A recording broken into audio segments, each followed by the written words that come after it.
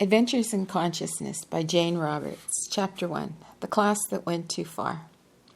The story behind Aspect Psychology began with a series of events that I couldn't deny or explain to my satisfaction. Intuitively, I was intrigued.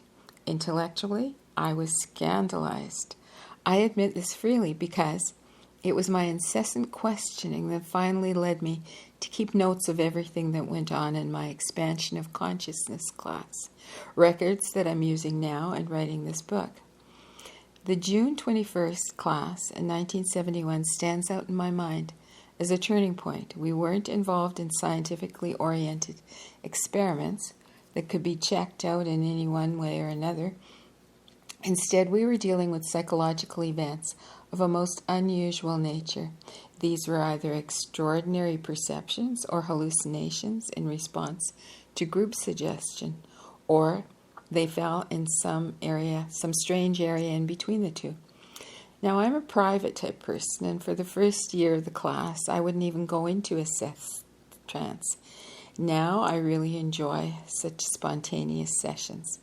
1 minute, I'm me, sitting there, and the next minute I sense an opening like a psychological door, and I walk into it, and I become Seth. It's something like an astronaut's launching window in a way. My reality lines up with something else, and an exchange takes place. I step aside to an invisible holding position, and Seth is where I am. This particular class was small, about 15 people. Seth came through early in the evening and led them in an exercise in alteration of consciousness. Speaking for him, my voice often becomes quite deep, and sometimes it's of considerable volume. So it can be quite a shock for people used to quiet voice spirit guides.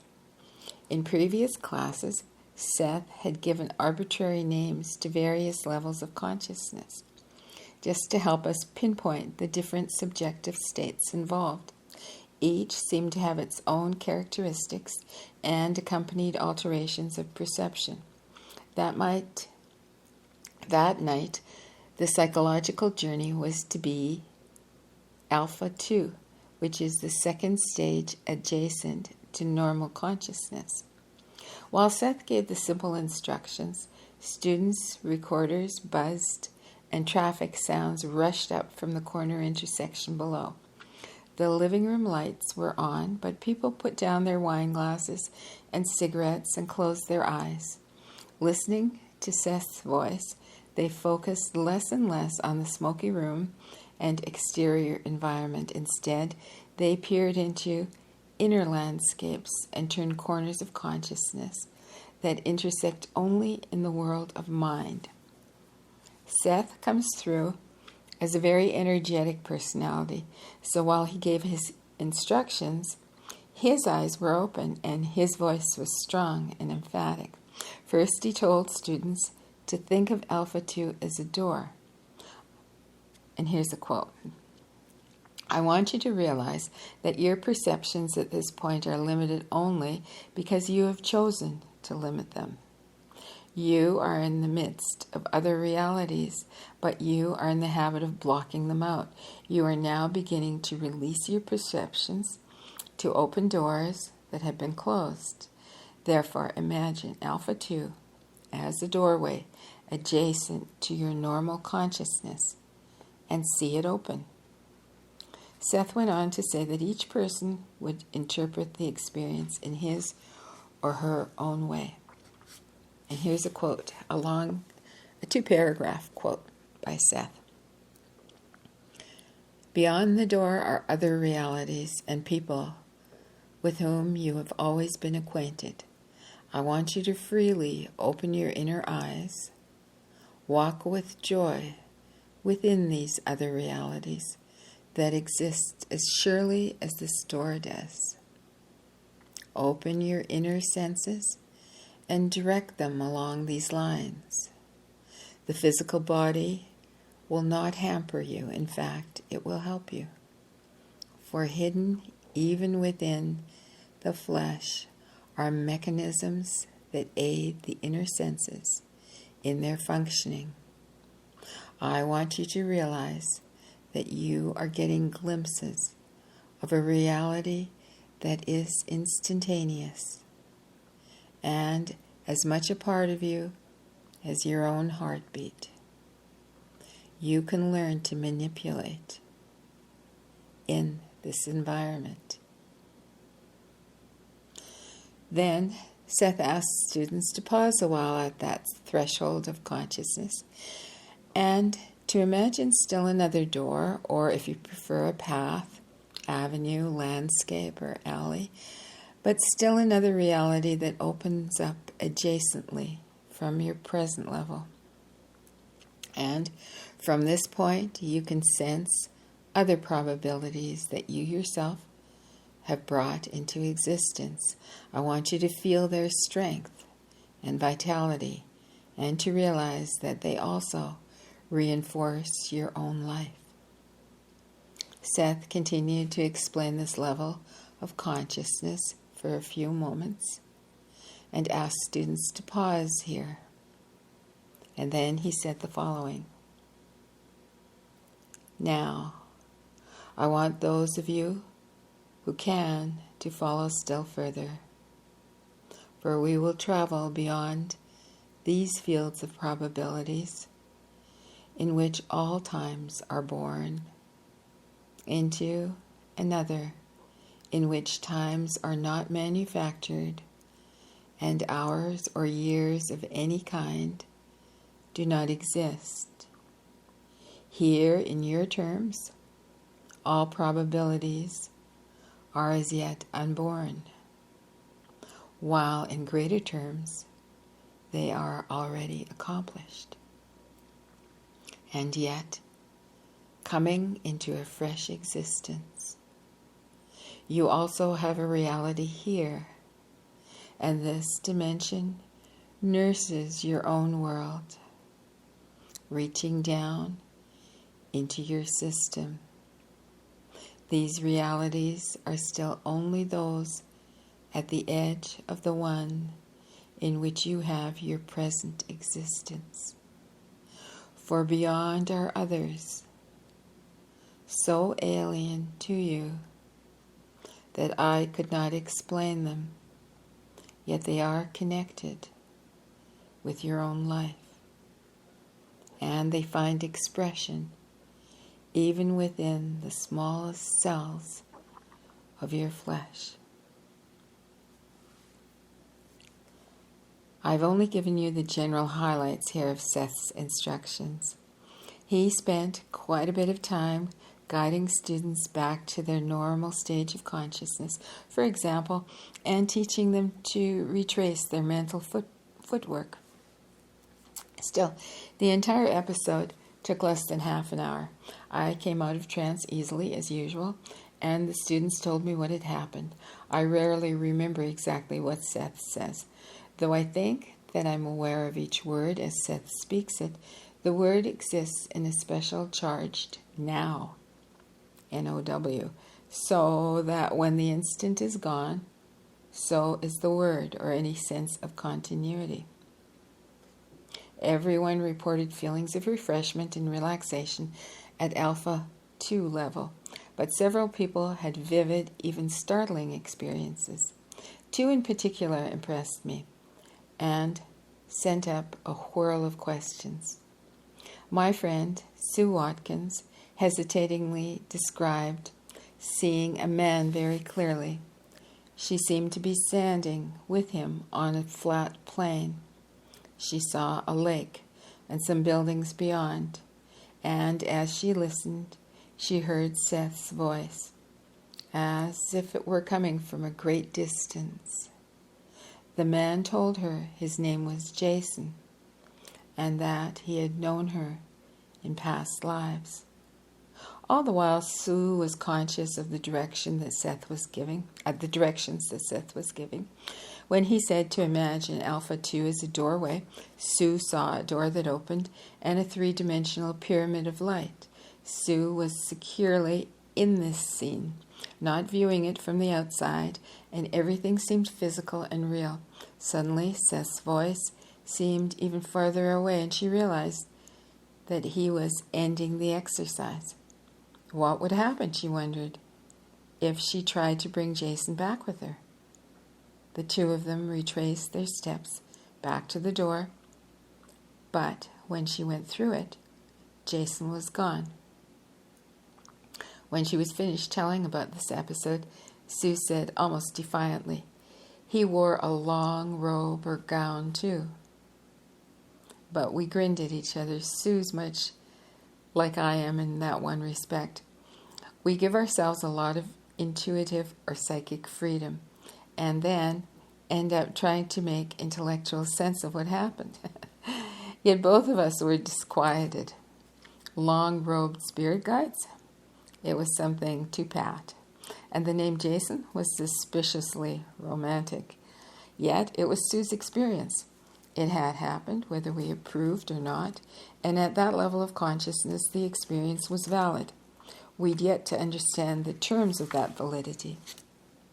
The other dramatic event happened to a young man I'll call Joel.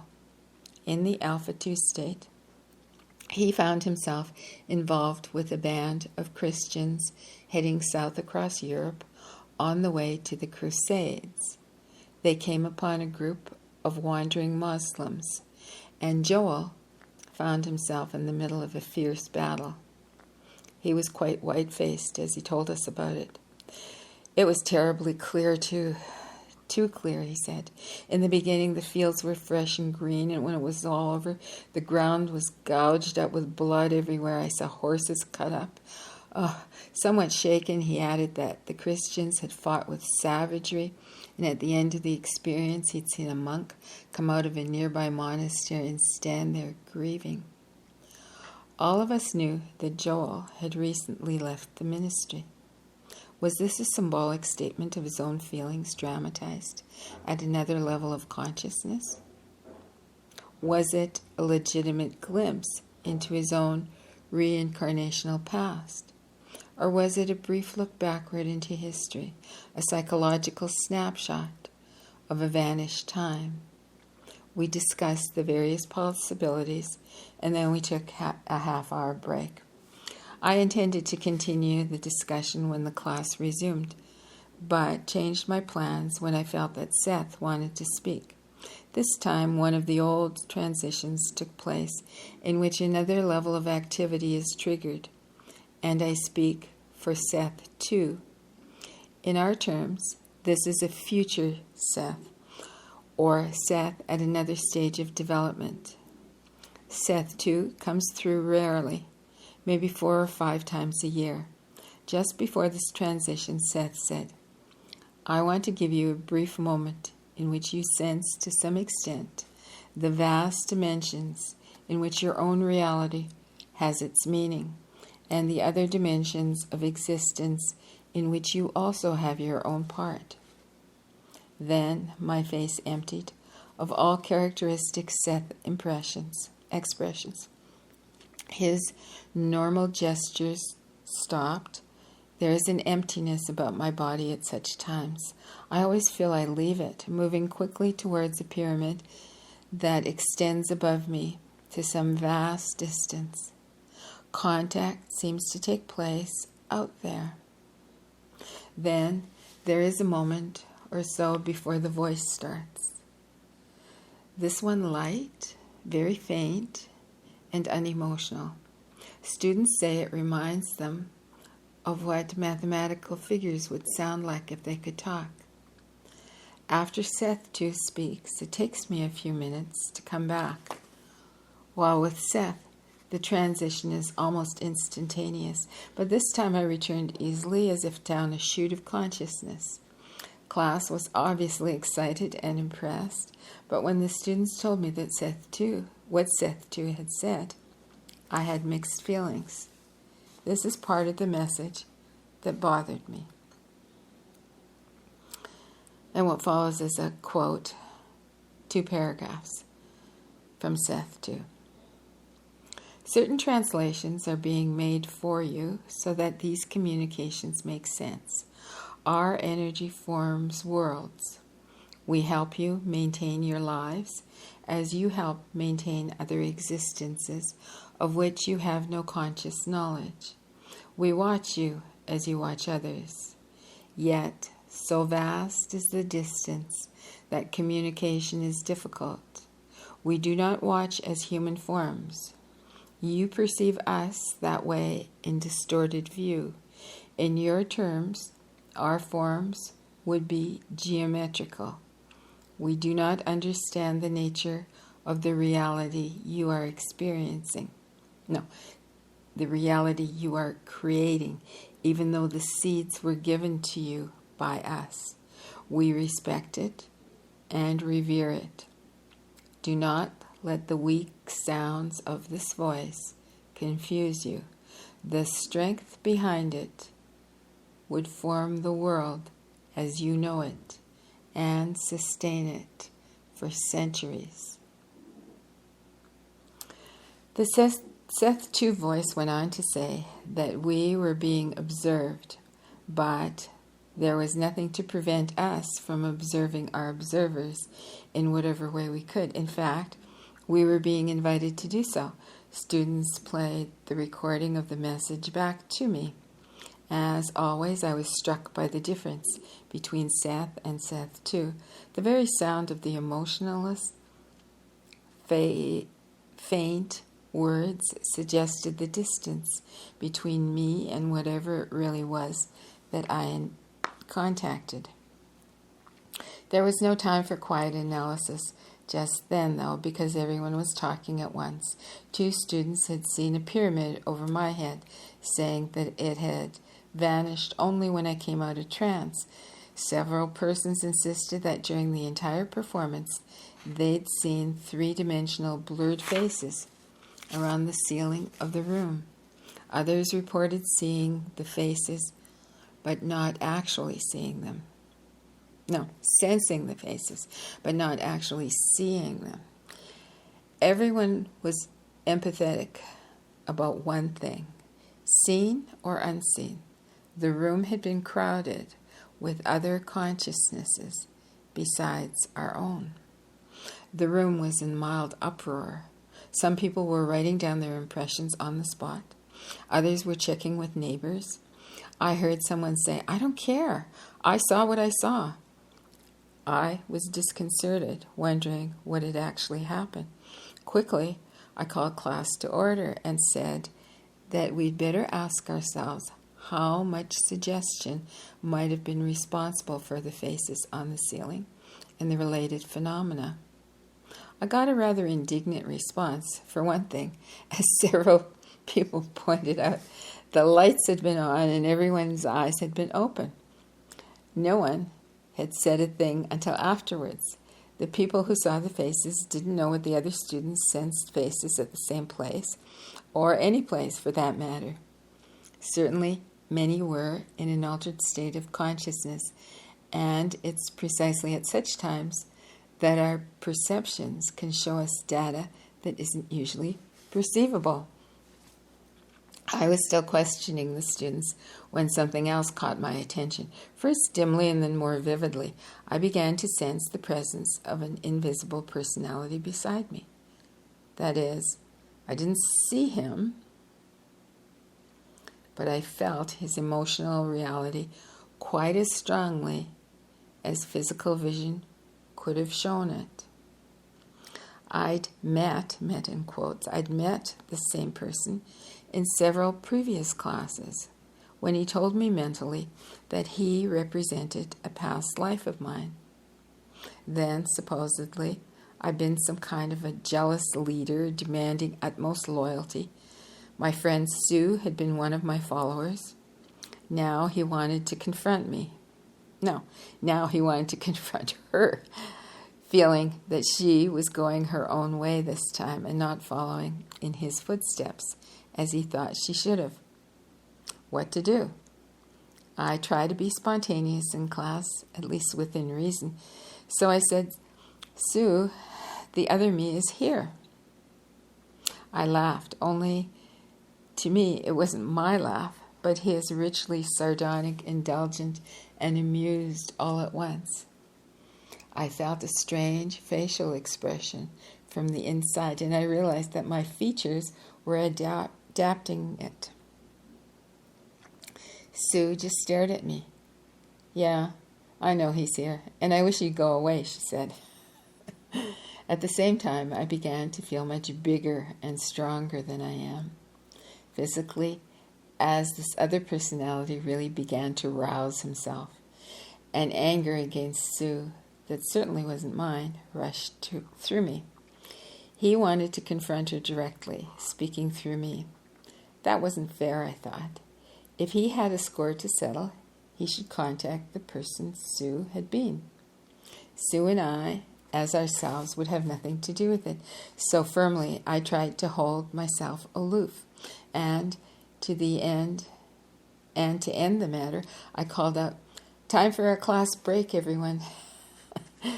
But I didn't quite make it. As people began to mill around, I heard that laugh that wasn't mine directed at Sue again. "I've looked at you with this expression on my face many times." I said, "You should know it well." Sue cried out, of all things, "I've got a 2-year-old defender at this time," meaning her child, and I answered scornfully, "That's one of the most foolish remarks you could have made to me."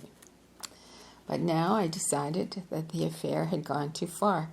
I didn't approve of this other self's grand manner or the tricky way he'd come through when my attitude towards him was plain. So this time I closed off completely. It's just a matter of really saying no and meaning it. And I realized that earlier I'd only half wanted to end the confrontation. I'd wanted to close the personality out enough to prevent his speaking, but not enough to prevent me from probing into his reality. Now he just disappeared entirely. "We're going to have to work that through sometime," Sue said. "Yeah, but let's wait," I answered, and we grinned at each other, both content to let the episode rest. The post-break dialogue only lasted a few minutes, and during break, the students were discussing what had happened earlier. Some were still finishing the notes that they'd begun before. It was getting late. When class resumed, Seth came through, apparently just to say good evening, but then he allowed himself to become sidetracked. "I do indeed bid you good evening," he said. "The experiment continues, and it will continue, as you go about your daily chores this week. Now, there's nothing to prevent you from watching the watchers. In fact, you should find this most intriguing." According to class, Seth was about to close the session when a student, I'll call Ron, interrupted to ask a question. Somebody made a mock moan. Ron was known for getting tangled up in his own questions. He also considered himself quite an intellectual. He took himself very seriously, and he loved to pose questions for Seth. He was really a very nice young man, with a lot to learn, though, and Seth usually treated him kindly and with an amused, tolerant air. This particular evening, however, the whole class was still highly curious about Seth Two's message and their own impressions. They were particularly intrigued by the implications of the experiment, and by now they were all in a very serious mood. So when Ron asked his question, Seth took him on with a kind of humor that instantly cleared the air. There's nothing like a good laugh to return us solidly to the world that we know and plunk us back into the firm framework of our own emotions. Ron's actual question was voiced like this: do you see, in other words, when Jane is speaking, can you see the room, or do you only see the room? Can you see the room, or do you only see the room? Ron paused. Then he wet his lips, and then he said, do you see what I'm getting at? And Seth said, when I am speaking, I cause myself to concentrate. on this minute portion of time and space that you think of as this room.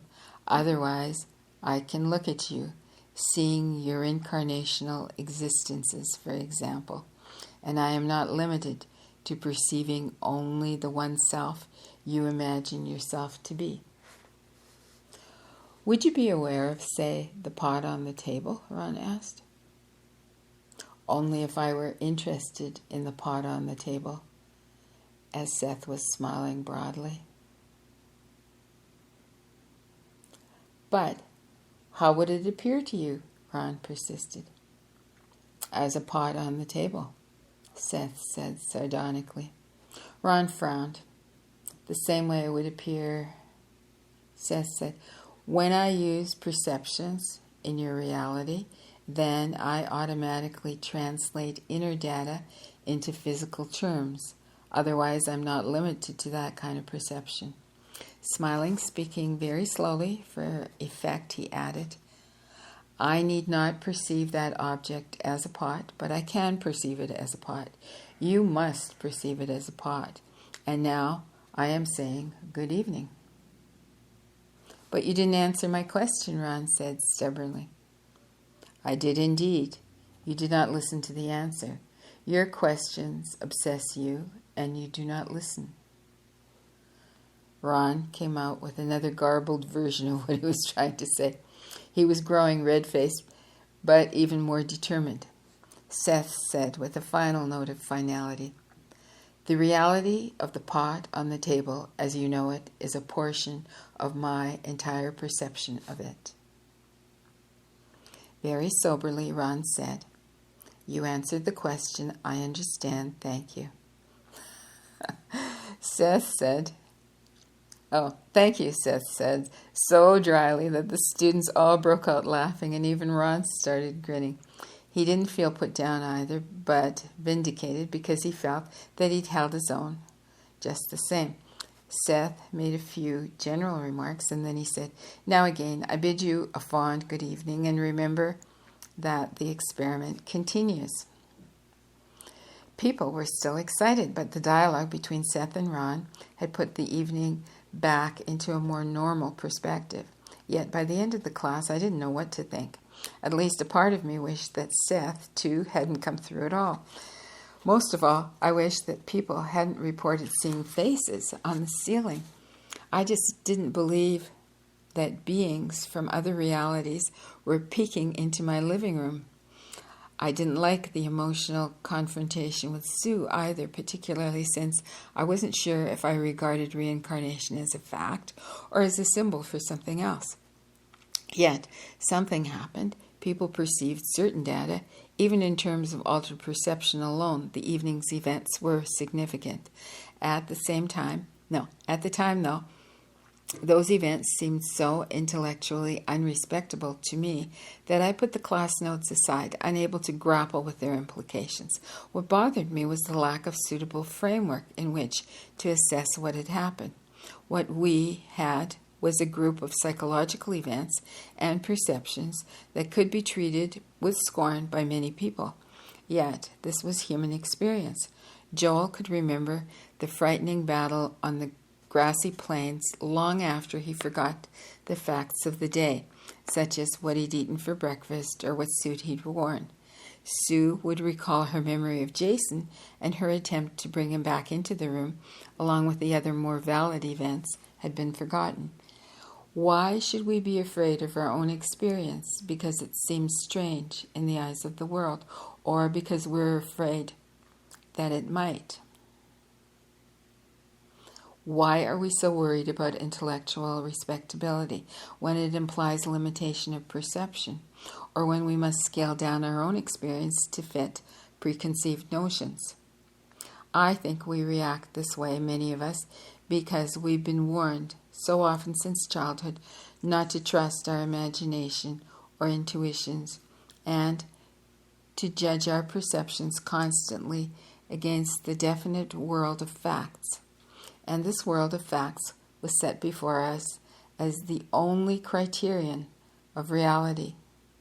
A lie, after all, is an untruth.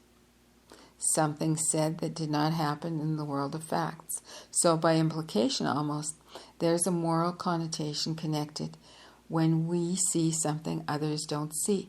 Someone must be lying.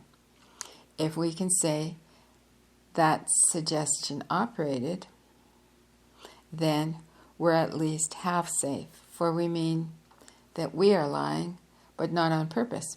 We thought we saw what we did, but we were mistaken. Of course, suggestion operates, but no one is really sure what suggestion is. Besides, perceptions, directed cause by suggestions, in usual terms, may still be as valid as any others. Our very perception of the physical world is caused by suggestion given to us by our senses. Even a slight alteration of consciousness causes us to experience events in a different fashion. On the one hand, I knew this, but on the other hand, I was still trying to relate my experiences to a framework too small to contain them. I kept going over the events in my mind.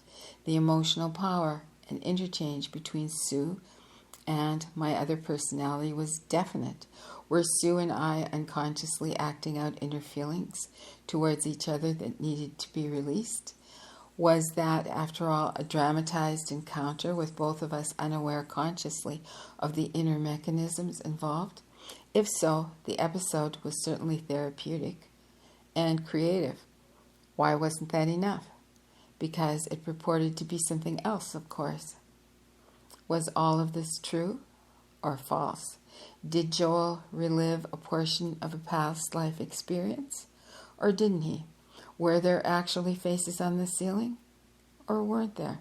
So the evening's events sent me into a whirl of intellectual questioning, in which it seemed at times that my intellect and intuitions were at odds. It took a while before they began to merge as a new synthesis that would lead me to aspect psychology and a framework in which such events could comfortably be considered a framework large enough to contain the meaning of all our experiences. As my intellect and intuitions worked together, they led me to discover an inner order of events and introduced me to alternate realities, each with their own laws, so that the facts in one system may seem quite senseless in another. But I didn't know that then. I only knew that I would insist on allowing myself psychic and intuitive freedom while using my intellect to criticize the results. Because until a short while ago, I still shared with many others the belief that the intellect's main function was a critical one, operating separate and apart from intuitive levels of the self. The volumes of Seth Material, all dictated in trance, should have taught me otherwise, since the intellect and the psychic are so beautifully blended. But even in 1971, I was scrutinizing Seth from the standpoint of true or false, and to a large extent, I was blinded to his greater reality by trying to understand it in too small a context. That is the end of chapter 1. I found that very interesting. I hope you did too. And let's continue. The title for chapter 2 is A Reincarnation Drama and Other Unofficial Events. Okay, well, I look forward to that, and I hope you come back, like and subscribe, and till soon.